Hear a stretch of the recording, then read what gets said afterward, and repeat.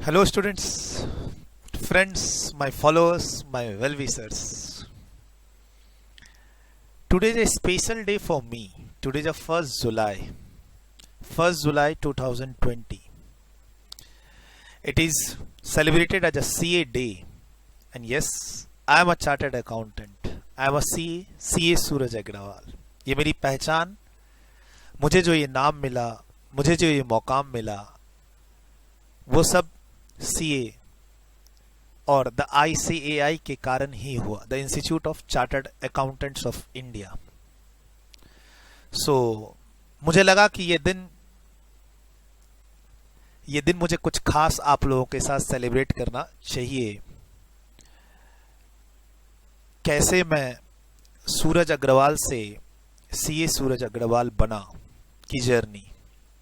सो मुझे लगता है कि अगर मैं आज जो भी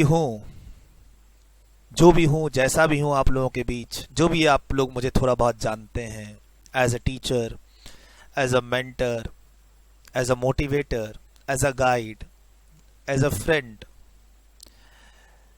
जो भी मेरे में खासियत है वो सब इस 2 अल्फाबेट से जुड़ी हुई है, द CA.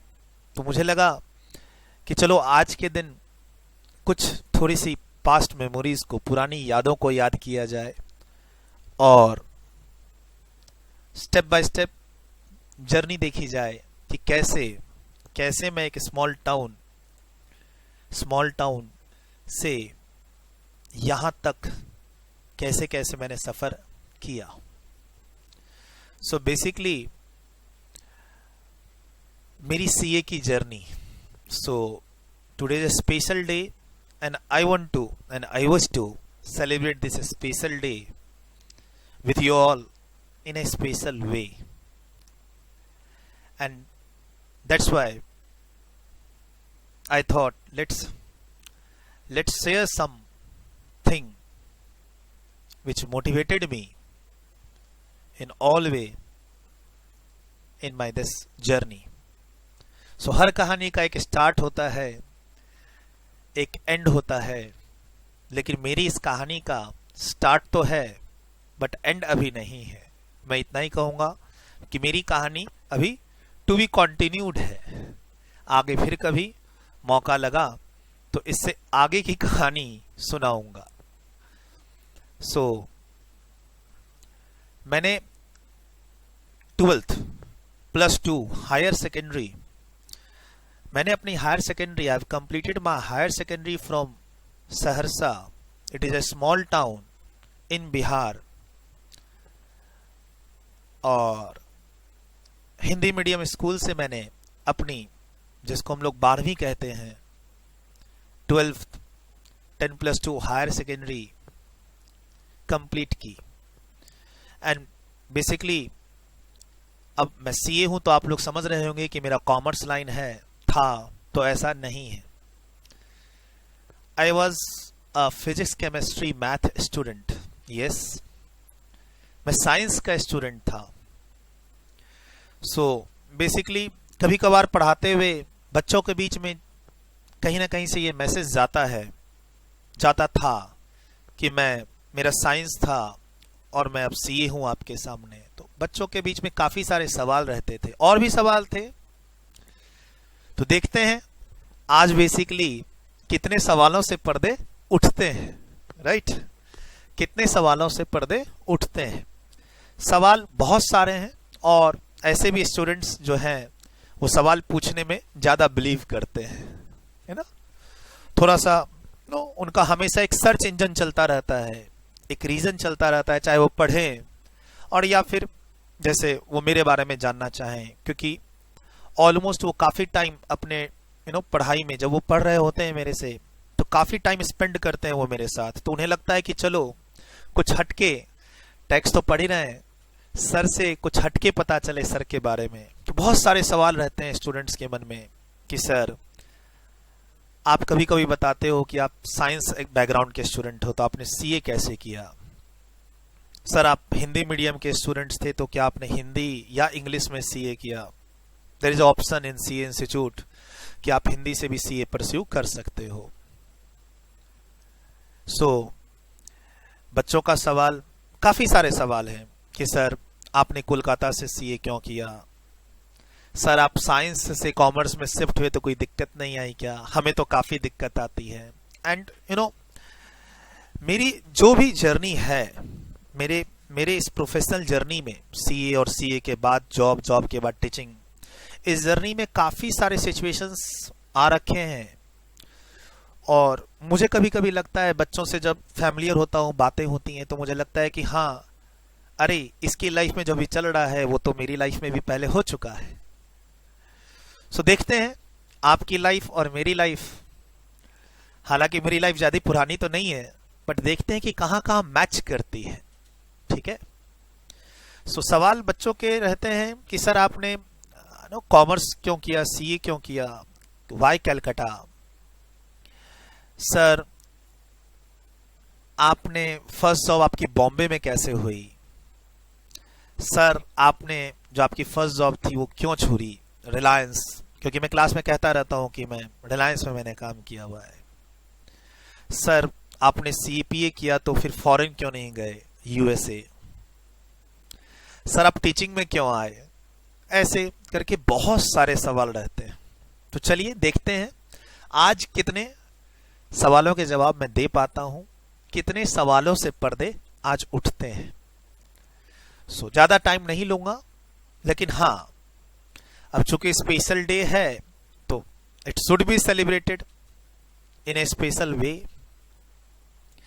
होप कि आप मेरी इस कहानी, इस जर्नी, इस स्टोरी को आखिरी तक सुनेंगे और कहीं ना कहीं आप, हो सकता है ये जो मेरा जो पास्ट है वो आपको कहीं ना कहीं टच कर जाए। तो ध्यान रखिएगा, अक्सर आप लोग हमें एज अ टीचर, जब हम आपको पढ़ाते हैं, हम आपके बीच में रहते हैं, तो आप हमें फॉलो करना चाहते हैं। मैं ये चाहूंगा कि फॉलो करते हुए हमसे आगे निकलिए, हमें बहुत पीछे छोड़ दीजिए। उसमें हम और भी खुश होंगे। फॉलो कीजिए, अगर कुछ चीजें मेरे में अच्छी हैं तो उसको फॉलो कीजिए, लेकिन मैं तो चाहूंगा कि फॉलो करते हुए हमसे काफी काफी काफी आगे आप निकल जाइए। मैं तो यही चाहूंगा। तो सर ये बात उन दिनों की है, कब हमें 90s में जाना होगा। I have completed my 10th in 97, Hindi medium government school from the same home town Saharsa, born and brought up in Saharsa. Then उसके बाद मैंने वहां पे +2 भी मैंने वहीं से किया। हालांकि जब मैं फिजिक्स, केमिस्ट्री, मैथ्स और साइंस बैकग्राउंड में +2 कर रहा था तो मुझे वहां से निकल जाना चाहिए था।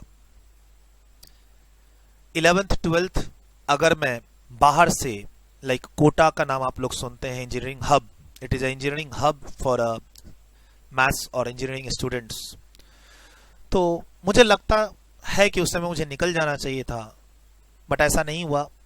बिकॉज ऑफ जो भी रीजन हो, मे बी कि हमें वो आइडिया नहीं था, मे बी कि हम लोगों ने वो प्लान नहीं किया, मैंने, मेरे पेरेंट्स ने, मेरे फैमिली मेंबर्स ने, मेरे गार्जियन ने, मेरे टीचर्स ने, जो भी मुझे उस समय गाइड कर रहे थे, हो सकता है कि एक अच्छा, माइट बी कि एक अच्छा सुझाव नहीं मिला होगा। तो मैंने अपने होम टाउन से ही अपनी 11th 12th कंप्लीट की। और जब कंप्लीट कर रहे थे फिजिक्स, केमिस्ट्री, मैथ में, तो सबका सपना होता है कि इंजीनियरिंग करें। So I have tried my engineering also, but वो सिचुएशन ऐसी थी कि मुझे अपनी इंजीनियरिंग की पढ़ाई बीच में छोड़ देनी पड़ी। कुछ सिलेक्टिव रीजंस हैं उसके, कि मैंने अपनी वो इंजीनियरिंग की प्रिपरेशंस जो 11th में स्टार्ट करनी थी वो मैंने 12th के बाद स्टार्ट की। ऐसा कह सकते हैं कि because of the delay of 2 years मैं थोड़ा घबरा गया। जैसे आज के दिन कॉमर्स में हम लोग भी ग्रेजुएशन के बाद आते हैं, देयर इज 2 वे, +2 और ग्रेजुएशन से आते हैं हम सीए, सीएमए, सीएस की पढ़ाई के लिए। तो आज भी आते हैं ये बच्चे, कुछ फाउंडेशन रूट से आते हैं और कुछ ग्रेजुएशन रूट से आते हैं। तो उस समय वहां भी था कि आप 10th के बाद इंजीनियरिंग में जा सकते हैं और 12th के बाद जा सकते हैं इंजीनियरिंग में। तो 12th के बाद जाने के बाद मुझे लगा, अंदर से आसपास का माहौल देख के, स्टूडेंट्स को देख के, कि यार मैं 2 साल लेट हूं। इंजीनियरिंग में थोड़ा प्रैक्टिकल बैकग्राउंड चाहिए था, और जो मैंने 11th 12th की क्लासेस ली थी, 11th 12th में जो मैंने स्कोर किया वो थोड़ा थ्योरेटिकल बैकग्राउंड को स्ट्रॉन्ग करके स्कोर किया। तो वही डिफरेंस आ गया पढ़ने के तरीके में। तो जब मैं इंजीनियरिंग की पढ़ाई कर रहा था, पढ़ाई करने के लिए मैं अपने होम टाउन से Patna, it is a capital of Bihar, मैं जब बिहार पटना पहुंचा कोचिंग क्लासेस के लिए, तो वहां भी मैं थोड़ा लेट था। मैंने हर क्लासेस को, जो मेरी केमिस्ट्री की क्लास थी, फिजिक्स की क्लास थी और मैथ्स की क्लास थी, वो सब मैंने एक एक महीना लेट से स्टार्ट की। एक महीने के बैच क्लासेस पढ़ाई निकल चुकी थी। ओवरऑल 2-3 फैक्टर थे जिसके कारण मुझे अपने कोर्स को ड्रॉप करना पड़ा। तो yes, I failed in my engineering preparation, yes you can say. जो भी है, आप इसे पॉजिटिव कहें या नेगेटिव कहें। सो 2-3 रीजन थे।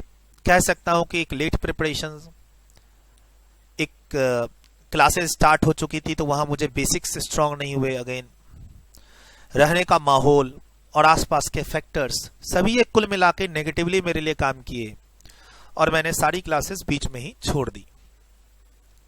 घर वाले परेशान थे, मैं भी परेशान था, और मुझे याद है कि मैं उस समय 3 से 4 महीने बीमार भी था। मैंने ये बात बच्चों को क्लास में भी बताई हुई है काफी बार। आप में से कुछ बच्चे जानते भी होंगे जो मुझे क्लोज फॉलो करते हैं। मैं 3 से 4 महीने बीमार भी था। मैंने कहा आपको अभी कि मेरी कुछ स्टोरी आपको शायद टच कर जाए, आपको लगे कि हाँ मेरे साथ भी ऐसा हो चुका है, तो शेयर जरूर कीजिएगा। सर तो फिर अब क्या हुआ, इंजीनियरिंग की पढ़ाई तो छूट गई थी, बीमार भी पड़ चुका था, तो एक गैप आ गया वहां पे। इन 99 आई हैव कंप्लीटेड माय 12th, 1999, और उसी साल में ही सब कुछ हुआ। तो अब हुआ कि ये इंजीनियरिंग की पढ़ाई पढ़ने से पहले, मतलब इंजीनियरिंग मैंने +2 का एग्जाम दिया, रिजल्ट आने से पहले और इंजीनियरिंग की क्लास स्टार्ट करने से पहले, मैं अपने बड़े ब्रदर मेरे सीए आज हैं, वो कर रहे थे उस समय कोलकाता से, मैं उनके, मैं मतलब कि भाई चलो घूम आते हैं, पढ़ाई तो बहुत हो गई, चलो घूम आते हैं। बड़े भाई साहब कोलकाता में सीए कर रहे थे, तो मुझे लगा कि चलो उनके यहाँ रहते हैं, घूम फिर के आ जाएंगे। तो I enjoyed a lot Calcutta for 20 days. I have spent my 20 days just after +2 result से पहले। मैंने वहाँ पे काफ़ी घूमा फिरा ब्रदर और उनके दोस्तों के साथ, और मुझे अच्छा लगा। तो वो एक अच्छा एक्सपीरियंस मेरे साथ ऐड हो रखा था। तो जब इंजीनियरिंग की पढ़ाई छूटी मेरी, और उस समय मैंने किसी कॉलेज में एडमिशन भी नहीं लिया था, क्योंकि I went to Patna for my engineering preparations, तो कॉलेज में एडमिशन नहीं लिया था मैंने, और बीमार भी पड़ गया था। तो जब मैं बीमार पड़ने के बाद मैं जब रिकवर हुआ, रिकवर होने के बाद भाई अब अपनी तो इतनी समझदारी थी नहीं। अब आज की जनरेशन तो बहुत कुछ सोच लेती है, pursuing at the time of schooling और at the time of 11th 12th। उनके पेरेंट्स, स्टूडेंट्स, आज की जनरेशन काफी डिटरमाइंड होती है कि उन्हें आगे क्या करना है। उस समय हम लोगों के साथ ऐसा नहीं था। कहो कि आसपास का माहौल, मेरे में कुछ कमी, और जो मुझे गाइड कर रहे थे वहां से प्रॉपर गाइडेंस नहीं मिली मुझे। तो अब हुआ कि भाई अब इंजीनियरिंग की बात तो दोबारा मुझसे की नहीं जा सकती, क्योंकि मैं उसको छोड़ के आ चुका हूं, नेगेटिव हो चुका हूं, और उसके चलते मैं बीमार भी रह चुका 3 से 4 महीने। तो घर वालों ने फिर एक डिसाइड किया कि भाई लड़का घर पे तो नहीं रहेगा, सहरसा बहुत छोटी सी जगह है, कोई ग्रोथ नहीं है। तो घर वालों ने डिसाइड किया कि भाई लड़के को घर पे तो नहीं रखना है। और चूंकि इसने कुछ महीने पहले कलकत्ता विजिट किया था, तो उसको वो कोलकाता वाला माहौल बहुत अच्छा लगा था, तो क्यों ना इसको कलकत्ता ही भेज दें। और एक हमेशा रहता है कि चलो साइंस से कॉमर्स इजी है, वो तो कॉमर्स के में आने के बाद पता चलता है कि नहीं भाई बेटा ये इजी उतना नहीं है जितना समझते थे। तो उस समय भी ऐसा ही था, घर वालों को लगा कि चलो ये इसको कुछ नहीं करने बोलेंगे, मतलब वो लोग भी थोड़ा डर गए थे, कहीं ये लड़का डिप्रेशन में ना चला जाए, कहीं ये कुछ गलत कदम ना उठा ले। तो बेसिकली वो भी एक डर से गए थे, और कोई भी मुझे कोई फोर्स नहीं कर रहा था कि नहीं तुम्हें ये करना ही है, तुम्हारी लाइफ का क्या होगा, तुम्हें आगे जर्नी बहुत दिक्कत होगी, कोई मुझे फोर्स नहीं कर रहा था। स्टिल उन्होंने थोड़ा सा पुश किया और मैं कलकत्ता पहुंच गया। तो बेसिकली सीए की जर्नी अब यहां पे टच हो रही है कि अब जैसे ही मैं कलकत्ता पहुंचा, और कलकत्ता क्या पहुंचा, तो सिर्फ ये पहुंचा कि चलो कुछ मत करो, तुम वहां पर जाके थोड़ा आसपास का पढ़ाई का माहौल देखो। पहले तो तुम घूमने गए थे, अब तुम थोड़ा जाओ वहां पर, तुम्हारे भाई साहब हैं, उनके दोस्त लोग हैं, उनसे तुम थोड़ा कॉमर्स के बारे में समझो। ग्रेजुएशन में कॉमर्स बीकॉम में ही एडमिशन ले लो और सिर्फ ग्रेजुएशन की पढ़ाई करो, कम से कम ग्रेजुएट तो हो जाओ। ऐसा मतलब घर वालों को ये लग रहा था कि ये लड़का तो अब आगे पढ़ेगा ही नहीं। मेरा तो छोड़ दो, मेरे आसपास जो माहौल क्रिएट हो गया था कि मैं आगे अब कुछ नहीं करूंगा अपनी लाइफ में पढ़ाई से रिलेटेड। ऐसा सेटबैक लगा था मुझे इंजीनियरिंग को छोड़ के। And I was very excited when I started my preparation of engineering in Patna. मैंने खुद से टीचरों के पता उता करके, क्लासेस का पता करके अपने पापा को बताया था, और खुद से ही मैंने सारी क्लासेस को ज्वाइन भी किया था। थोड़ा बहुत लोकल हमने रेफरेंस भी लिए थे वहां पे, बट वो एक सेटबैक सा लगा। एनीवे, सो बेसिकली जब मैं कलकत्ता पहुंचा तो हुआ कि भाई इसको फोर्स कोई नहीं करेगा, सिर्फ इसको ग्रेजुएशन करने दो। तो ग्रेजुएशन के लिए मैंने एक साल तो मेरा ऑलरेडी वहां बर्बाद हो चुका था। मेरा ग्रेजुएशन का जो ईयर है वो 2000 से 2003 है। जो मेरा वहां पे 99 वाला जो ईयर है वो मेरा बर्बाद हो चुका। मेरा सेशन जो है 2000 से स्टार्ट हुआ, तो 2001 was the first year, 2002 was the second year, and I have completed my graduation in 2003 commerce honors. Yes. तो सर जब मैंने अपनी जर्नी स्टार्ट की कॉमर्स में और लगा कि चलो कॉलेज में दाखिला ले लेते हैं, कॉलेज में दाखिला मिला, मुश्किल से मिला क्योंकि एक साल का गैप था, बिहार बोर्ड से था, बिहार बोर्ड में हिंदी मीडियम था मेरा। तो वहाँ कलकत्ता में थोड़ा सा दूसरे बोर्ड, लोकल बोर्ड और सीबीएसई की वो कैटेगरी होती है, हर जगह ही होती है ये मार्क्स कट ऑफ की। थोड़ी मुश्किल हुई लेकिन मेरा एडमिशन हो गया। और साथ में हुआ कि चलो अब जो मेरे ब्रदर और उनके जो दोस्त लोग थे सभी वो सीए कर रहे थे उस समय, तो उन लोगों ने कहा कि भाई लड़का कुछ तो करेगा, अब तो बिहार में नहीं है, अब तो ये अपने होम टाउन में नहीं है, कलकत्ता आ चुका है, इसको कुछ तो करने बोलेंगे। तो चलो, अब साइंस बैकग्राउंड था तो मैं पता करने गया उस समय। जैसे आज के दिन ये बीसीए एमसीए, जैसे आज के दिन बीबीए एमबीए फेमस है ग्रेजुएशन के पैरेलल में, उस समय बीसीए और एमसीए कंप्यूटर लाइन के जो कोर्स हैं वो फेमस थे इंजीनियरिंग स्टूडेंट्स के लिए, साइंस स्टूडेंट्स के लिए। और उस समय फेमस था डोइक O level, A level. I am talking about year 2000, 99 and 2000।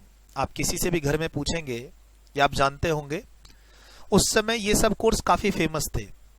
लेकिन जब मैं पता करने गया डोइक ओ लेवल का, तो कोचिंग सेंटर्स और जो ट्रेनिंग सेंटर्स थे उन्होंने बोले 25,000, 30,000, and it was a huge money for me.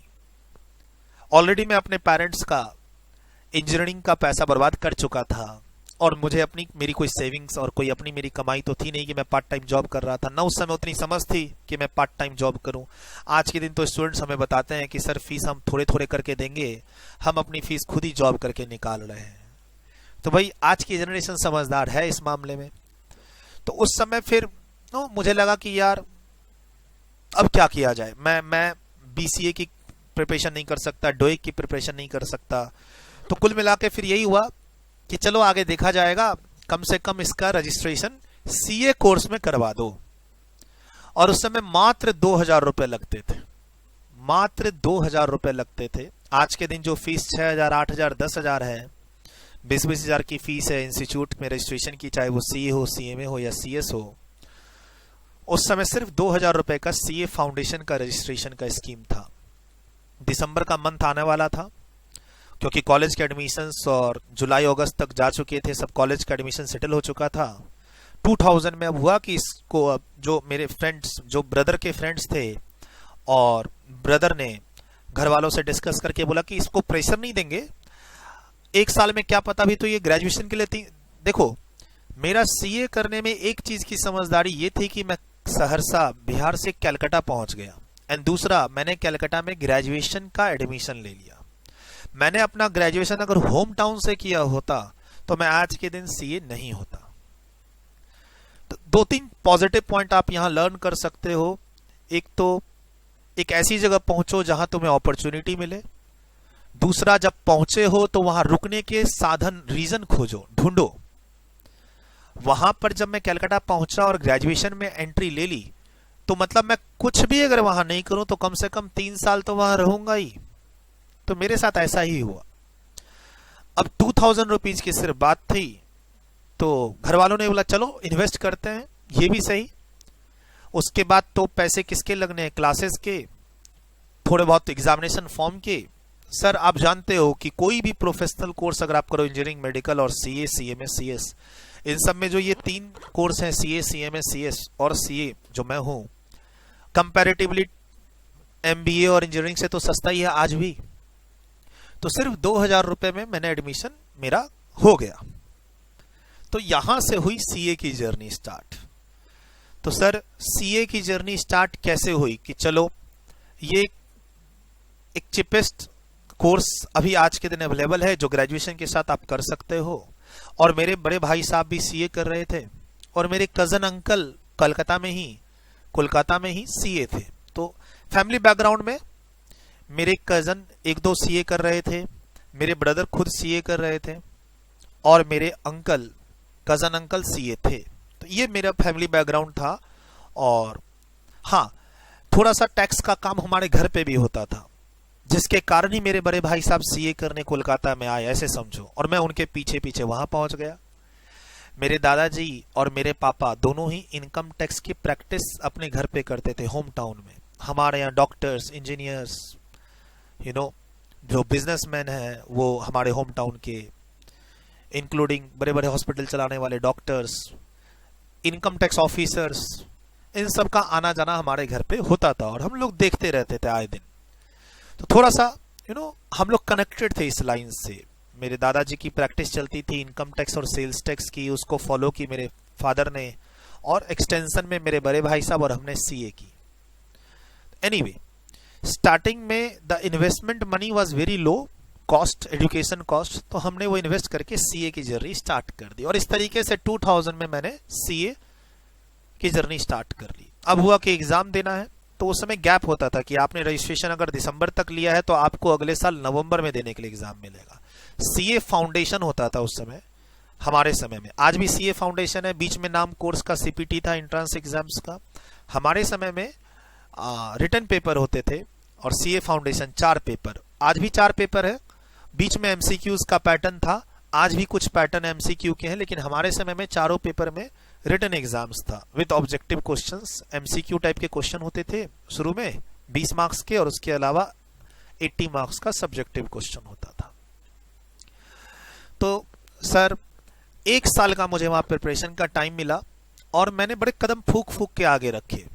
अपने में पहले कमियां देखी, जैसे मैं जो गलती इंजीनियरिंग में कर चुका था वो मैं यहाँ नहीं दोहराना चाहता था। और ना मेरे पास पैसे थे अब बर्बाद करने के लिए, मेरे पास कह लो या मेरे घर वालों के पास कह लो, पैसे बर्बाद करने के लिए नहीं थे। किसी तरह मेरा कलकत्ता का खर्चा निकल जाए, बस उतना ही पैसा घर वालों से आता था। एनीवे, थोड़ी बहुत सेविंग्स, थोड़ी बहुत इधर उधर से जो अरेंजमेंट हो जाती है पैसों की, वो करके थोड़ा थोड़ा करके हम लोगों ने मतलब क्लासेस की प्लानिंग की। जहां जहां मैंने कमी देखी, मैंने देखी कि मैं हिंदी मीडियम स्टूडेंट हूं तो मुझे इंग्लिश सीखने में दिक्कत होगी। हाँ, एक मैंने बहुत अच्छा काम वहां पर किया था, और जैसे मैंने एक अच्छा काम किया कि ग्रेजुएशन का एडमिशन मैंने वहां ले लिया। एक और अच्छा काम कि मेरा सीए में एडमिशन हो गया। उसके अलावा उसी पॉइंट पर जब मुझे चॉइस करने का ऑप्शन मिला कि क्या मैं हिंदी में अपना ग्रेजुएशन परस्यू करूं और हिंदी में अपना सीए परस्यू करूं, तो मैंने उसको मना कर दिया। मतलब कितना ही अब दिक्कत हो जाए लाइफ में, एक झटका पहले मिल चुका है, अब और आगे झटके नहीं लेने हैं। दूंगा, सारी प्रिपरेशन करूंगा, मैं इंग्लिश में ही करूंगा।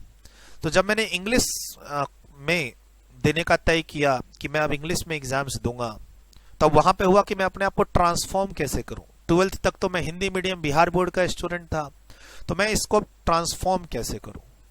तो उसके लिए मैंने जो थ्योरी पेपर होते हैं इकोनॉमिक्स और लॉ के, उसके भी मैंने क्लासेस लगवाए।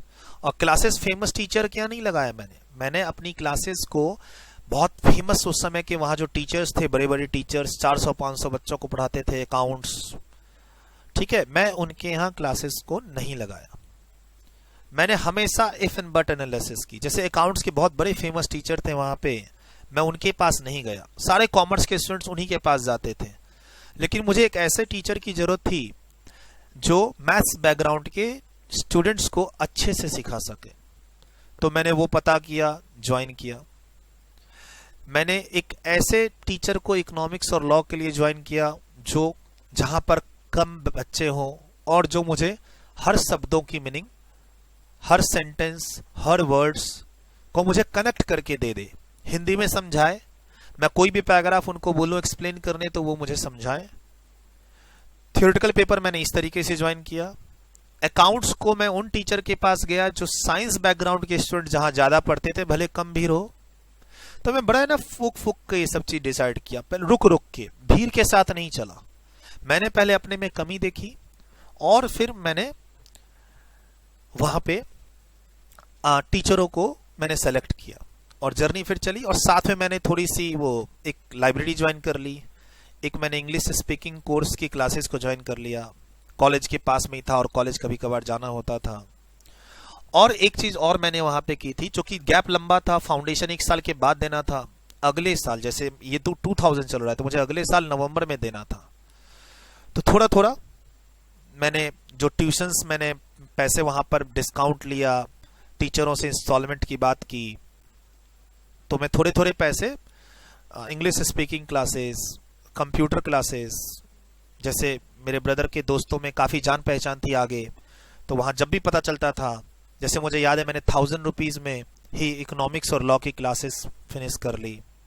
1000 रुपीज में, जहां पर मेरे दोस्त लोग 5-5, 6-6 हजार रुपए दे रहे थे, मैंने 2 सब्जेक्ट 1000 रुपीज और 200 रुपीज पर मंथ की 5 इंस्टॉलमेंट्स ऐसे। उसके बाद अकाउंट्स वाले सर ने मुझे डिस्काउंट दे दिया मेरे मतलब फैमिली बैकग्राउंड को देख के। मैथ्स मेरा अच्छा था और एक टीचर थे, बड़े फेमस थे, कॉमर्स के स्टूडेंट्स के लिए भगवान थे वो। 3000 रुपीज लेते थे और मैथ्स की प्रिपरेशन करने ऑलमोस्ट बच्चे उनके पास जाते थे। He was the God father for commerce student. मैं उनके पास गया ही नहीं। मैं बोला यार मैथ्स तो मेरा है ही +2 में, ये तो मैं खुद से कर लूंगा, मुझे इतने महंगे टीचर, इतने बड़े टीचर के पास नहीं जाना है। तो मैंने मोहल्ले में ही काफी एक फेमस टीचर्स थे जिनके यहाँ ग्रेजुएशन और कॉमर्स के स्टूडेंट जाते थे, सीए के भी, मैंने उनके यहाँ मंथली फी में 300 रुपीज पर मंथ 2 महीने में अपना कोर्स कंप्लीट कर लिया। तो कुल मिला के मैंने मतलब मैं कोचिंग फीस और इन सब को मिलाऊं तो 10,000 रुपए से ज्यादा मैंने खर्च नहीं किए। And I appeared for my exams and you believe me, मैंने अपना सीए फाउंडेशन फर्स्ट अटेम्प्ट में इंग्लिश में पेपर राइट करके फर्स्ट अटेम्प्ट में ऑल इंडिया 27th रैंक के साथ कंप्लीट किया। सो ठीक है, अगर मैं 1 साल पीछे जाके देख रहा हूं अपनी लाइफ को तो वो लाइफ बहुत बेकार सी थी और मुझे पता भी नहीं था कि मैं इतना कुछ अचीव कर पाऊंगा अपनी इस लाइफ में। ऑल इंडिया लेवल पे मुझे एक रिकॉग्निशन मिलेगी, एक कलरफुल सर्टिफिकेट मिलेगा मुझे इंस्टीट्यूट से, और मेरा एक नाम हो जाएगा आसपास लोगों में, जहां जो लोग मुझे जानते हैं उनके बीच में, रिलेटिव्स में, कि अरे वाह मेरा रैंक आया ऑल इंडिया। बस मुझे पता भी नहीं था कि मुझे रैंक आने वाला है। मैंने अपनी बस मेहनत की। मेरी एक डायरी होती थी जिसमें मैं अपने 14 से 16 घंटे की रूटीन बनाता था। कोई दोस्त नहीं, कोई घूमना फिरना नहीं, मतलब मुझे कभी जरूरत ही नहीं पड़ी कि मैं दोस्त बनाऊं एक्स्ट्रा, मैं कहीं घूमने जाऊं, मैं मूवी देखूं। मैं अपनी पढ़ाई में ही इतना बिजी हो चुका था और मैं एक डर भी गया था कि यार अब यहां तो मैं अपना पैसा बर्बाद नहीं करना चाहता, लाइफ में पहले ही मेरे साथ बहुत नेगेटिव हो चुका है। तो मैं इस डर से पढ़ाई कर रहा था कि कहीं मैं फेल ना कर जाऊं जैसे पहले हुआ। और डर कह लो, लगन कह लो, एक भरोसा कह लो, पढ़ता ही जा रहा था, पढ़ता ही जा रहा था, पढ़ता ही जा रहा था। इंग्लिश में दिक्कत हो रही थी तो मैंने डिक्शनरी परचेज कर ली। आसपास मैं जो मेरे फ्रेंड सर्कल थे, जो मेरे सीनियर्स थे, उनसे मैं हमेशा कुछ ना कुछ अकाउंटिंग के, लॉ के, इकोनॉमिक्स के सवाल ही पूछता था। एक अपना था तो वो मैथ्स था मेरा अपना। और इस तरीके से मेरी वो फाउंडेशन की जर्नी कंप्लीट हुई। तो लगा कि अब मेरी जर्नी बहुत स्मूथ चलेगी और मैं बहुत अब ऊंचे ऊंचे मकाम पे जाऊंगा, अच्छी आर्टिकलशिप होगी, आगे भी रैंक आएगा ऐसा हुआ नहीं। जस्ट आफ्टर माय फाउंडेशन, जो 2002 की मेरी जर्नी स्टार्ट हुई, तो उस समय एक बीमारी मेरे साथ चल पड़ी, जो मतलब कम से कम 2 साल मेरे साथ कंटिन्यू रही। होता है अक्सर, आज भी मेरे पास काफ़ी सारे स्टूडेंट्स हैं जो कहते हैं कि सर मैं अभी हॉस्पिटलाइज हूँ, मेरी क्लास की ड्यूरेशन बढ़ा दीजिए, सर अभी मैं आपको फीस नहीं दे पाऊंगा, मेरा ये ऑपरेशन हुआ है, सर मेरी क्लास को आगे पोस्टपोन कर दीजिए, मेरी तबीयत खराब है। तो वैसा ही एक सिचुएशन मेरे साथ भी उस समय हुआ, एंड ऑलमोस्ट 2 साल की मेरी पढ़ाई बर्बाद हुई, और उसके कारण मैं अच्छे आर्टिकलशिप नहीं कर सका। मैं बोथ ग्रुप एक साथ अपीयर तो किया, लेकिन I couldn't able to crack it.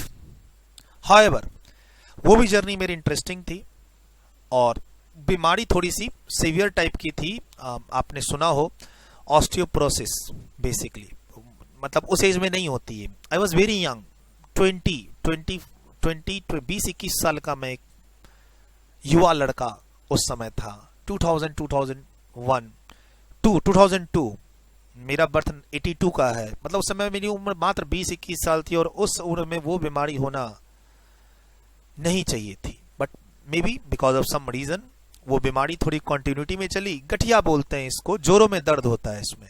जितने भी आपके जॉइंट्स हैं, हाथ में, पैर में, केहूनी में, गर्दन में, जितने भी आपके बॉडी में जॉइंट्स हैं, वहां पर आपको एक दर्द रहेगा। तो मेरे ट्रीटमेंट्स चले काफ़ी सारे, including I visited 3 times to CMC Vellore. काफ़ी फेमस ये हॉस्पिटल है। जैसे दिल्ली में एम्स हॉस्पिटल फेमस है, वैसे ही Christian medical college Vellore Chennai से 2 घंटे के रास्ते में, बेंगलोर के रास्ते में, and that is very famous hospital. किसी ने उस हॉस्पिटल का हमें रिकमेंडेशन दिया कि वहाँ पर काफ़ी अच्छी तरीके से इलाज होता है। तो मुझे याद है मैंने अपने उस पढ़ाई की जर्नी में 3 विजिट दिए थे उस हॉस्पिटल को, and I recovered well at that time in the year 2004, 2002, 3, 4, all that was my recovery year, and still today I am fine and fit, touch wood. So basically एक उस समय फिर से मुझे झटका लगा, और उसी झटके में मैंने अपने ग्रुप्स को मैनेज किया इंटर लेवल पे। बट हाँ, उसमें भी मेरे अच्छे स्कोर थे। टैक्स में मेरा स्कोर उस समय का, उस एरिया का सबसे हाईएस्ट स्कोर था, 83।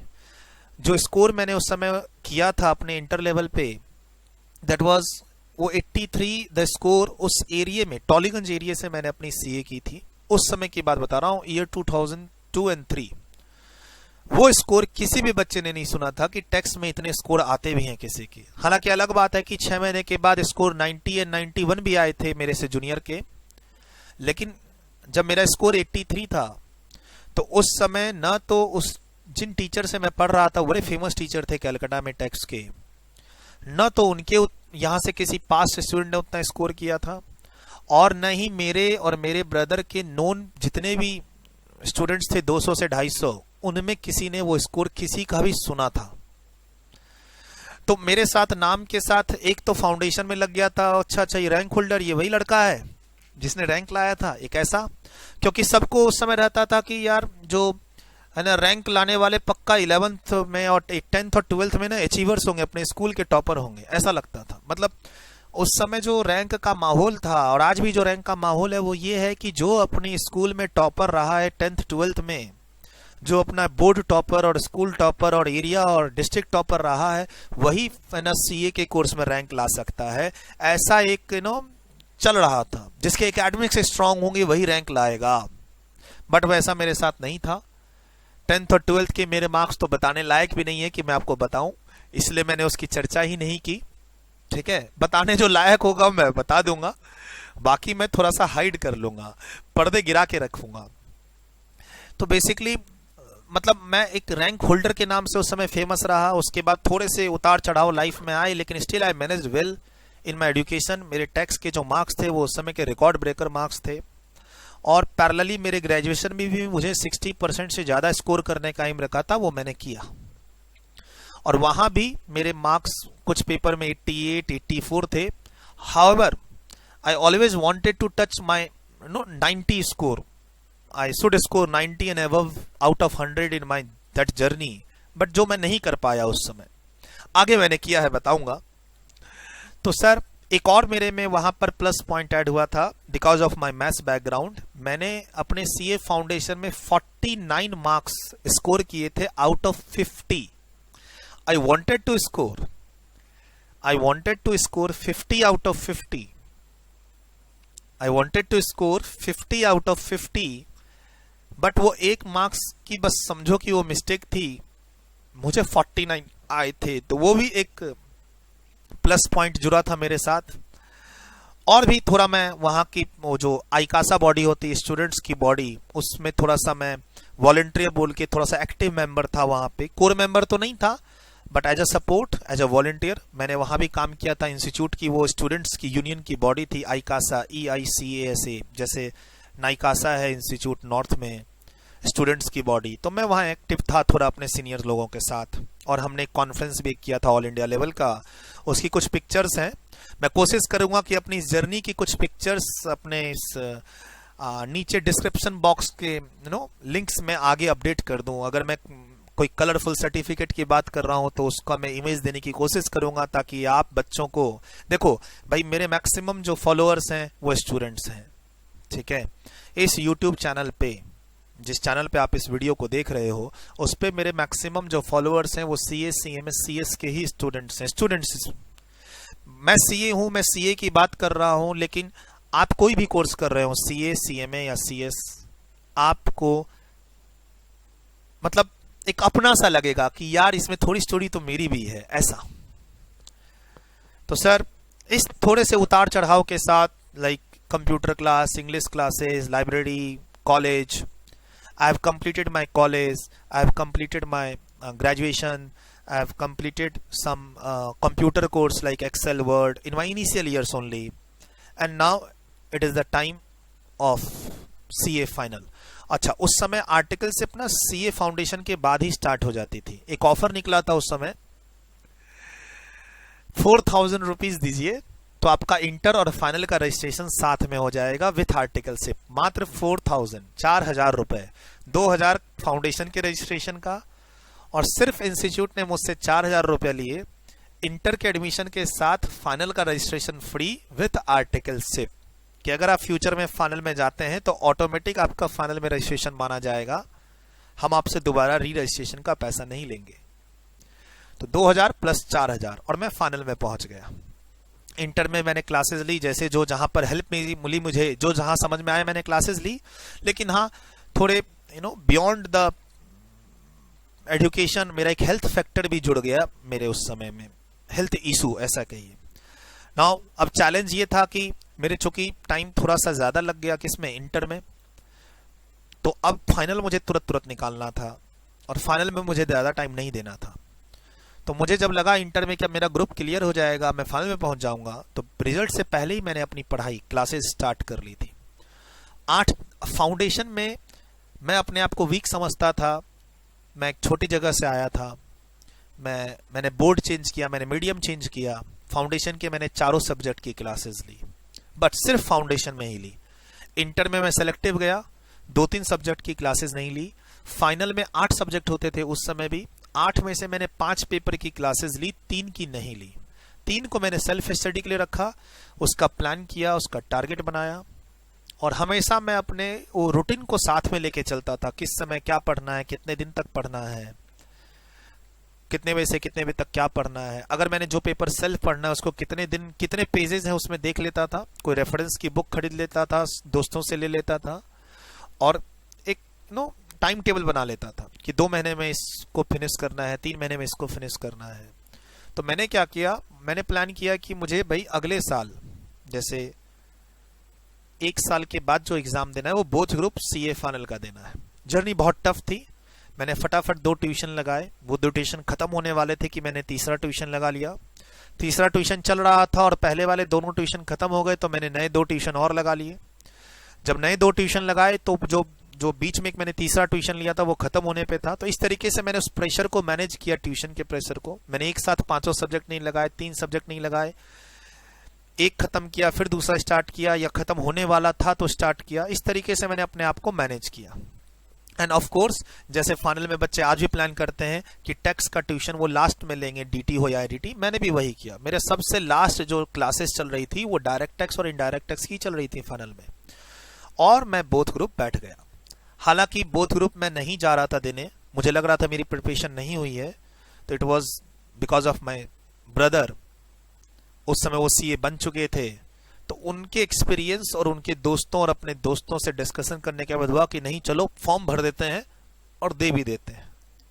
इनफैक्ट एग्जाम से पहले भी मैंने सोचा कि नहीं मैं एक ही ग्रुप दूंगा, अच्छे से दूंगा, लेकिन अगेन फिर से वापस डिस्कशन हुआ, मंथन हुआ, एंड मैं बोथ ग्रुप में बैठ चुका। मतलब डिस्कशन हुआ कि मेरा क्या खत्म हो चुका है, कितनी बार खत्म हो चुका है, मैंने क्या क्या कोर्स कब कब कंप्लीट किया, अब कितना पेंडिंग है। Then finally we have concluded with the help of my friend senior brother कि नहीं चलो एग्जाम देना है। एंड इनफैक्ट एग्जाम्स में जो भी 2-3 पेपर खराब जाते हैं, सबके ही जाते हैं। और नवंबर 2005 सीए का एग्जाम मैंने बोथ ग्रुप दिया, एंड अगेन वापस से वो फाउंडेशन वाली लाइफ साइकिल स्टार्ट हो गई। And first attempt both group, जो रैंक आती थी फाइनल में वो 50 रैंक आती थी टोटल, 1 to 50, और समझिए कि सिर्फ 4 मार्क्स के लिए मेरा फाइनल का रैंक छोटा। ऐसे कहिए कि I was at 54th rank. Answer जब मेरा ये रिजल्ट आया तो मैं अपने होम टाउन में था और अपनी किताबों को संभाल के रखा हुआ था, ये कह के कि मैं तो फेल करूंगा ही, फिर से तो मुझे पढ़ना ही है। जो स्टूडेंट ये सोच रहा था कि मेरा एग्जाम खराब गया है, 3 महीने से डर रहा था कि मैं फेल करूंगा, मैं अपने बोथ ग्रुप के एग्जाम में लास्ट वाला पेपर देने नहीं जा रहा था, मुझे अभी तक याद है। सो एवरीथिंग वेंट वेल, और मैं सीए बन चुका था, और मैं सिर्फ रैंक से 4 मार्क्स पीछे था ऑल इंडिया रैंक 50 से। उसके अलावा हमारा एक कोर्स चल रहा था, ट्रेनिंग कोर्स इंस्टीट्यूट का, GMCS नाम से। उसमें अराउंड 50-60 स्टूडेंट्स उस समय क्लासेस वो ट्रेनिंग ले रहे थे, जिनका रिजल्ट अवेटेड था। एंड मैं उस ग्रुप में अपने आप को सबसे बेवकूफ बच्चा समझता था, एकदम बेवकूफ बच्चा, कॉन्फिडेंस नहीं, कम्युनिकेशन नहीं, नॉलेज नहीं, हाई फाई माहौल नहीं। मैं अपने आप को बड़ा डंप वहां समझता था। उन सभी 50-60 बच्चों में मेरा हाईएस्ट स्कोर था, जो कि मुझे भी बिलीव नहीं हो रहा था। मुझे लग रहा था कि यार यहाँ से तो 4-5-10 रैंक होल्डर्स होंगे, इतने फर्राटेदार इंग्लिश बोलते हैं, कम्युनिकेशन इतनी अच्छी है, इनकी प्रेजेंटेशन इतनी अच्छी है, और इनके जो ग्रुप कंट्रोल का पावर है, ये सब सिखाया जाता है जनरली जेएमसीएस ट्रेनिंग में। So all those positive moments were there also. कुछ नेगेटिव मोमेंट्स भी थे और कुछ पॉजिटिव मोमेंट्स भी थे इस जर्नी में, and I have completed my CA. So sir मैं सीए बन चुका, जनवरी 2006 में रिजल्ट आया, मैं सीए बन चुका। अब तैयारी हुई कि भाई अब जॉब, नौकरी चाहिए। और सर बिलीव मी, 2 महीने तक मुझे कहीं जॉब नहीं मिली। तो मुझे लगा कि क्या फायदा रैंक लाके, क्या फायदा बोथ ग्रुप फर्स्ट अटेम्प्ट में निकाल के, जॉब तो मिल ही नहीं रही है। अब चाहे वो कह दो lack of communication, lack of confidence, lack of control over the knowledge, और या फिर लक, और या फिर वट एवर कंपटीशन। मेरे काफ़ी सारे इंटरव्यूज़ हुए अलग अलग जगह, ICICI बैंक, PWC, बहुत जगह मैंने इंटरव्यू देने की कोशिश की, और हर जगह मुझे नेगेटिव ही हाथ लगा कि अब मुझे कुछ पॉजिटिव नहीं हाथ लगने वाला। जो भी मेरी पॉजिटिव चीज़ें थी वो अब खत्म हो गई है, ऐसा मुझे लगा। What ever, may be rank शायद चला गया, वो पास्ट था, फिर से मैं 0 लेवल पे आ चुका था। इनफैक्ट मुझे वो मोमेंट याद है कि मैंने अपने टीचरों को फ़ोन करके कहा था कि सर मैं सीए क्यों बना। ऐसा माहौल बन गया था मेरे सामने। Maybe lack of knowledge. आज भी बच्चे है ना सीए इंस्टीट्यूट के बारे में और प्रेसिडेंट के बारे में और सीए के कोर्स के बारे में बहुत कुछ सुनाते हैं, और नेगेटिव पॉजिटिव सोशल मीडिया में, ट्विटर में। आज भी तो बच्चे अपनी जो समझ है बच्चों के, स्टूडेंट्स की, वो अपनी समझ जितनी है उनकी, उसके हिसाब से वो इंस्टीट्यूट को अच्छा बुरा कहते हैं। चाहे वो इंस्टीट्यूट के एग्जाम्स का पैटर्न हो, रिजल्ट का पैटर्न हो, या फिर अभी जो ये लॉकडाउन का पैटर्न चल रहा है, केसेस चल रहे हैं, तो जो भी एक हमारी समझ होती है उसके हिसाब से हम कमेंट पास कर देते हैं। उस समय मेरी जितनी समझ थी, मैंने अपने टीचरों को ये कह दिया कि सर मैंने CA, why I did my CA, मैंने सीए क्यों किया सर, मुझे तो लगा था कि मैं सीए करते ही बहुत प्रीसियस हो जाऊंगा और मैं बहुत इम्पोर्टेंट हो जाऊंगा सोसाइटी के लिए, और सभी कंपनियां मुझे मेरे पीछे भागेंगी, आ जाओ मेरे यहाँ, आ जाओ मेरे यहाँ। मुझे लगा कि मैं इतने सारी छोटी छोटी कुछ भी, मतलब मुझे लगा कि मैं इतनी सारी अच्छी चीजें अपने साथ ले जा रहा हूँ एकेडमिकली। थोड़ी खराब भी चीजें थी बट उसमें ये सब चीजें अच्छी थी। तो मुझे तो लगा था कि सर मुझे पहली जॉब मिल जाएगी, पहले महीने में ही मिल जाएगी, I will start my salary, good earnings. Sir क्या हुआ मेरे साथ? समहाउ जो भी मेरी समझ थी, आई रिएक्टेड इन दैट मैनर। लेकिन स्लोली स्लोली फिर कैंपस हुआ, और कैंपस में मेरे पास जैसे 3-4 दिन में थे तो 2-3 दिन तक तो मुझे वापस वहां रिजेक्शन रिजेक्शन रिजेक्शन मिला। बट यस, अगेन वो कहते हैं ना कि उतार चढ़ाव आपकी लाइफ में बने रहते हैं, चैलेंजेस आर देयर, आपको थोड़ा सा धैर्य रखना है, ठीक है। अच्छी चीजें जरूर आएंगी हमारी लाइफ में। तो वो अच्छी चीज आ गई, and I got the opportunity, my job, first job opportunity in Reliance industries in that campus. And believe me, it's a matter of 10 days मेरी थॉट प्रोसेस चेंज हो गई। मैं अपने इंस्टीट्यूट को जो बुरा भला कह रहा था, अब मैं उसी इंस्टीट्यूट को कह रहा था कि wow, I got the job, I got the job because of my degree, of my CA degree. मतलब मैं फिर से अपने आप को प्रीशियस मानने लगी। जो फीलिंग मुझे रैंक लाने में हुई थी, जो फीलिंग मुझे बोथ थ्रू फर्स्ट अटेम्प्ट निकालने में हुई थी, वही फीलिंग मुझे उस समय हुई कि no something is special in me. तो वो एक मोमेंट होता है नेगेटिविटी का, जब हमें लगता है कि कोई भी चीज हमारे आसपास नहीं हो रही तो वो नेगेटिविटी क्रिएट हो जाती है और उसमें हम लोग आवेश में जाके कुछ बोल देते हैं। तो अगेन मैं अपने उन सब सरों से मिला और बताया कि यस सर, मुझे अब जॉब मिल गई है और मुझे इतनी तारीख को बॉम्बे बुलाया गया है। एंड वहां से मेरी बेस्ट जर्नी स्टार्ट हुई। And this was all about my journey from my home town to Kolkata, and Kolkata to my Bombay first job Reliance industries Limited. So basically इस जर्नी में आप कह सकते हो कि मैं एक स्मॉल टाउन, एक एवरेज स्टूडेंट जिसने अपने स्कूलिंग में एक एवरेज स्कोर कर रखा है, वहां से मैं एक बेस्ट जॉब पर पहुंच गया with the help of this degree. So that's why this degree is important for me. Nothing से समथिंग जो मैं बना, समथिंग ही हूं आज मैं बहुत कुछ अचीव नहीं कर पाया। मैंने इसलिए बोला ये मेरी जर्नी अभी खत्म नहीं हुई है। मैंने अपनी एक स्टोरी जरूर आपके सामने रख रहा हूं, लेकिन ये स्टोरी अभी मिडवे है। इस स्टोरी को और आगे जाना है। मैं तो आज सिर्फ इतना ही कह सकता हूं, कितना आगे जाएगा ये तो वक्त बताएगा। But yes, it is not the end. Sir, I have started my career with my first job with Reliance industries Limited. और destiny again this is a destiny. मेरे घर में टैक्स का काम होता था, मैंने टैक्स में अच्छा स्कोर किया, टैक्स में ऑलवेज मेरा एक इंटरेस्ट था। एंड फाइनली मुझे डिपार्टमेंट भी वहां टैक्स का ही मिला। इंटरव्यू में भी टैक्स के ही सवाल पूछे गए और डिपार्टमेंट में भी टैक्स ही मिला। आज भी मैं रिलायंस को थैंक यू कहता हूं, अपने बॉस को थैंक यू कहता हूं, जिन्होंने मुझे एबीसी ऑफ इंटरनेशनल टैक्सेशन सिखाया। आज मैं जो भी जानता हूं इन इंटरनेशनल टैक्सेशन, जो भी मैं पढ़ाते समय आप बच्चों को कहता हूं, because of my boss, because of my Reliance industries limited. मैंने अपनी जॉब जो कि 2006 से 2009 एंड तक, वो मैंने 3 एम्प्लॉयर के यहाँ की। फर्स्ट रिलायंस इंडस्ट्रीज, दूसरा second Chaturvedi and Sah, and third Ernst and Young Gurgaon.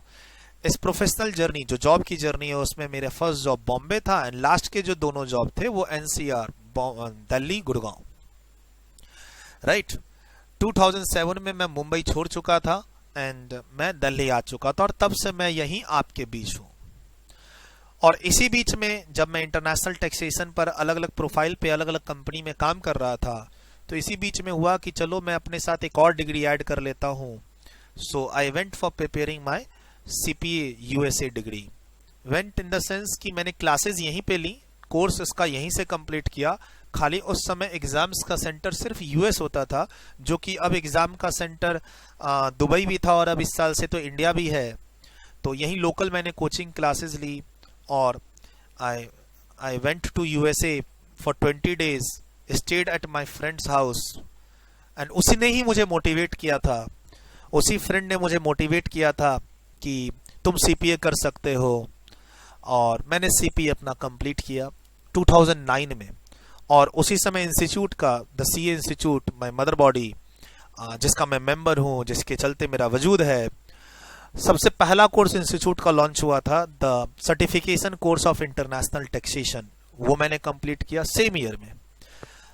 मतलब मैं ये कहना चाह रहा हूं कि फिर से यहां पर आप एक चीज सीखो कि आप सीए बन गए, आप सीए में बन गए, लेकिन आप प्लीज पढ़ाई को आगे और कंटिन्यू करो। जब मौका मिले कुछ न कुछ आगे करो। आई have completed my CA in 2005। I got the best job in the same year. I travelled to ENY, Ernst and Young, B4 tax team. It is the best tax. It is considered as a best tax team out of all big four. But इस journey में मैंने और भी चीजें achieve की साथ साथ। आई have completed that course of, that was the first course of international taxation, that was the first batch of institute in Delhi. I have completed that same. I have completed my CPA from USA. But yes, it's because of my hobby. मैं पढ़ना चाहता था, साथ साथ कुछ नया करना चाहता था, मैं एक जगह ही नहीं रुकना चाहता था। और इस फ्लो में मैंने कुछ कुछ चीजें अपने में ऐड करता चला गया। और यस, जो मैं कह रहा था थोड़ी देर पहले कि I always wanted to touch 90 और 90 and above marks in my career. +2 के बाद जो मैंने अपने कॉमर्स लाइन को ज्वाइन किया, चाहे वो ग्रेजुएशन के मार्क्स हो या सीए फाउंडेशन, इंटर या फाइनल के मार्क्स हो, मुझे कभी भी मौका नहीं लगा 90 और ऊपर जाने का। Yes, 49 I have scored, in percentage I have scored 98%, that is different. But yes, in CPA ने मेरी वो इच्छा पूरी कर दी। सीपीए के 4 पेपर होते थे और चारों में मेरे 90+ स्कोर थे। और सोचिए, मेरे उस समय ऐसी कोई हालत खराब नहीं थी। I was a chartered accountant with 3-4 years work experience. I was getting good salary. Around TDS कटने के बाद मेरा जो टेक होम था, when I was doing my CPA, TDS कटने के बाद जो मेरा टेक होम था वो 80 to 90,000 के आसपास सैलरी थी मेरी कोई रिस्पॉन्सिबिलिटी नहीं थी, शादी भी नहीं हुई थी उस समय, राइट। मेरी कोई रिस्पॉन्सिबिलिटी नहीं थी, घर वालों को मुझे कोई मंथली पैसा नहीं देना पड़ता था, मेरा कोई लोन नहीं चल रहा था। बट एक मन में था कि मुझे ये कोर्स कर लेता हूँ, पैसे बैंक बैलेंस थे, कर लिया। सो बेसिकली इस तरीके से मैंने अपने आगे के कोर्स को कंप्लीट किया। सो यस, और उसके बाद एक मोमेंट ऐसा आया कि मुझे लगा कि अब मैं जॉब नहीं करूंगा। उसकी भी अपनी एक कहानी है, वो कभी और आगे बताऊंगा। कहा तो था कि सारे पर्दे आज नहीं उठेंगे। सो 2009-10 was my last year of job, and I left the job and started the teaching. For first year, I ran coaching center in the name of Brilliant Commerce Academy with my 2 friends. After that, I went alone and started my coaching in my own name in 2011, Suraj Agrawal Tax Classes, and still I'm running the same. इस coaching centers में भी सूरज Agarwal tax class में और मेरी इस teaching की journey में 2010 से स्टार्ट हुई और 2020 में चल रहे हैं, इसमें भी काफ़ी सारे समय पे बीच बीच में अप्स एंड डाउन्स आए। धीरे धीरे सारी बातें होंगी, लेकिन मैं अपनी इस बात को यहीं पे कंक्लूड करना चाहता हूं कि यस सर, पीछे जो हुआ सो हुआ, आप आगे देखो और अच्छा जो हुआ उससे कुछ सीखो। लेकिन मतलब मेरा कहना है कि अगर आपके साथ कुछ पहले अच्छा हो रखा है तो उससे सीखो और उससे और अच्छा करने की कोशिश करो। अगर आपके साथ कुछ खराब हो रखा है, कुछ नेगेटिव हो रखा है, तो आगे थोड़ी सी समझदारी से, थोड़ा सा प्लान्ड मैनर से आगे चलो। और ध्यान रखना, पहले एक प्रोफेशनल डिग्री लो, उसके बाद कोई एडिशनल डिग्री लेना। जैसे आज के दिन काफ़ी सारे एडवर्टीजमेंट्स होती हैं, ACCA की होती हैं, अदर कोर्स की होती हैं। मेरा मानना है कि पहले CA फिर कोई और कोर्स, व्हाटएवर। अगर आप CA स्टूडेंट हैं, आप CMA स्टूडेंट हैं या CS स्टूडेंट हैं, पहले आप जिस कोर्स के स्टूडेंट हैं, जिस कोर्स ने आपको एक समझदारी दी ये सोचने की कि there are other course also, पहले आप उस कोर्स से अपना धर्म निभाओ और उस कोर्स को कंप्लीट करो। मेरे पास भी अपॉर्चुनिटी आई थी क्विट करने की, बट मैंने क्विट नहीं किया। मतलब मैं जब बीमार था इन इंटर फॉर 2 इयर्स, वो जो बीमारी थी जिसका मैंने 3 बार जाके इलाज कराया, उस समय मैं इस कोर्स को छोड़ सकता था। लेकिन अब क्या क्या लाइफ में छोड़ूंगा। पहले भी मैं इंजीनियरिंग छोड़ चुका था, अब सीए को भी छोड़ दूं। हमें मतलब ये छोड़ने वाली आदत कहीं मेरे में आ न जाती, इसलिए मैंने उसको एक बोला कि अब छोड़ के जाऊंगा कहाँ। साइंस से कॉमर्स में आया तो कॉमर्स से अब कहाँ जाऊंगा, अब सीए नहीं तो और क्या। तो मैं रहा और मैंने कंप्लीट किया। तो अप्स एंड डाउन्स लाइफ में आते हैं, आपको अपने उस अप एंड डाउन से लाइफ में सीखना है। एक और बात जो आजकल बच्चे करते हैं, अर्निंग शुरू कर देते हैं। बेटा छोटी छोटी अर्निंग तो होती रहेगी, बट एक बार सोचो, एक बार आप में अगर डिग्री लग गई, एक बार आप क्वालिफाई कर गए, उसके बाद की अर्निंग के बारे में तो सोचो। मुझे याद है जब मैंने मैथ्स में अच्छा स्कोर किया था और मैंने जब फाउंडेशन रैंक से निकाली थी, जब मैं इंटर में पहुंचा था, तो जिन जिन जिन टीचर और भैया के यहाँ मैंने इकोनॉमिक्स और लॉ पढ़ा था, वहां पर ही मैंने उनके ही बैच के स्टूडेंट्स को मैथ पढ़ाना शुरू कर दिया था। सो टीचिंग क्वालिटी मैंने उस समय इनहेरिट की थी अपनी। जो मेरे अपने पढ़ाने का तरीका है कि मैं कैसे पढ़ाऊं बच्चों को, वो मैंने उस समय इनहेरिट किया था in when I was in CA inter.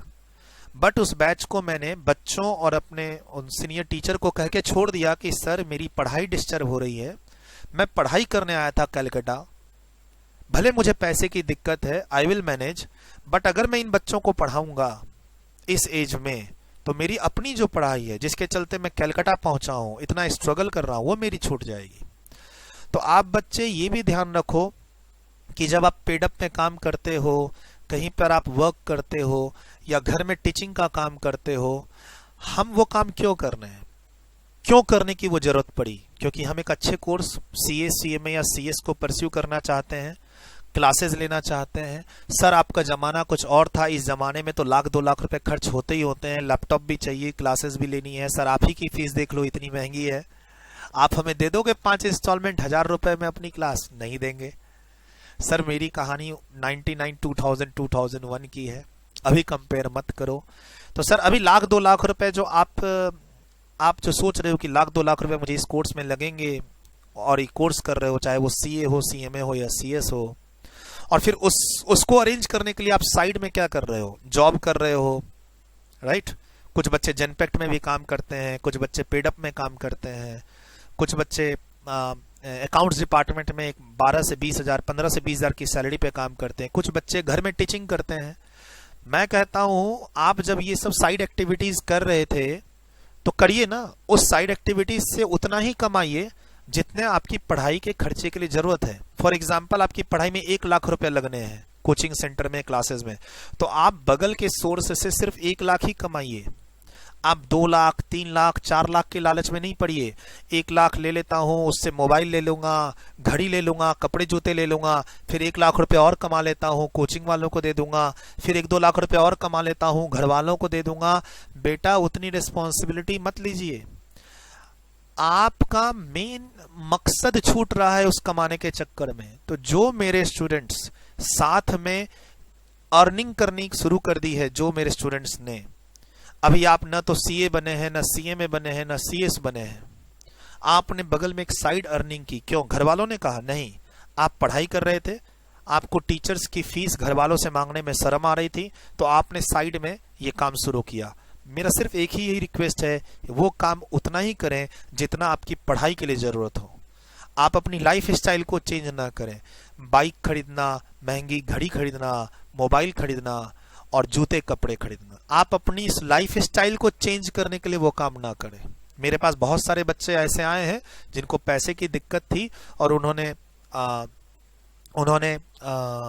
उतना ही अर्न किया जितने की उनको जरूरत थी। और मैं अगेन यहां कहूंगा कि आप प्लीज इस एज में घर की और रिस्पॉन्सिबिलिटी ना लें। आपका घर जैसे चल रहा था वैसे ही चलेगा अगले 1-2 साल। अलग बात है कि आपको फीलिंग आनी शुरू हो गई है, आप इस कोर्स को करते करते ग्रेजुएट हो चुके हैं, आपको फील आना शुरू हो गया है कि यार I should also help to my family members, मेरे मम्मी पापा घर में, मुझे भी हेल्प करनी चाहिए। लेकिन क्या ये आपका जो ये घर है 15 साल से ऐसे ही चल रहा था ना? आपको फीलिंग नहीं आई थी तब भी तो ये घर चल रहा था। आप उस फीलिंग को प्लीज प्लीज प्लीज 1-2 साल के लिए मार दीजिए, जब तक कि आपको प्रोफेशनल डिग्री नहीं मिल जाती है। आप अभी जो कमा के अपने घर वालों को देंगे उससे 4 गुना आप कमा लेंगे बाद में।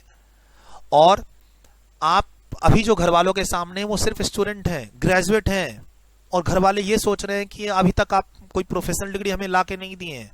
सर, जब आप क्वालिफाई करके घर वालों को सैलरी देंगे तो वो 10 टाइम्स बेटर सिचुएशन होगी। सिर्फ मैं इतना ही कहूंगा, आप अपनी जर्नी से डाइवर्ट ना हो, और हर जर्नी का एक एंड होगा, और वो एंड मेरे से बहुत अच्छा होगा, ये मान के चलिए। आपकी जो प्रोफेशनल और एजुकेशनल जर्नी है उसका अंत बहुत अच्छा होगा, और मेरे से अच्छा होगा। All the best, bye bye, take care.